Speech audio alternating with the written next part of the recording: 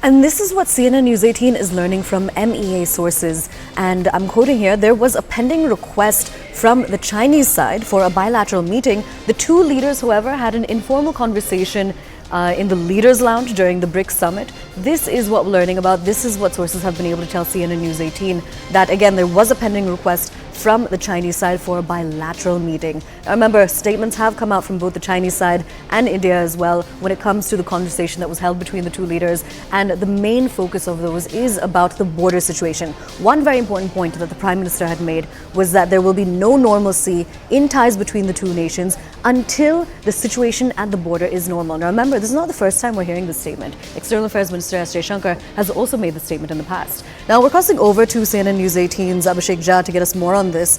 We're crossing over to CNN News 18's Siddhant Mishra to get us more on this. Siddhant, tell us more about what MEA sources have been able to tell us about this bilateral meeting request that was given. Well, yes, that's right. So this meeting, this conversation between Prime Minister Modi and President Xi Jinping took place on 23rd of August. And perhaps this meeting happened in the Leaders' Lounge, where Prime Minister Modi highlighted India's concern on the unsolved issues along the LAC in the western sector of India. And in fact, PM has also drawn a line while speaking to Xi Jinping, that draw a line which says that there should be a peace and tranquility in the border areas, and observing and respecting the LAC are essential for the normalization of relationship. So if China wants normal relationship with India, then there should be peace and tranquility on the border. That is India's priority. Now, when Chinese side issued the statement, they said that this particular meeting happened because Indian side requested for a conversation with the Chinese side, or perhaps for a bilateral meeting.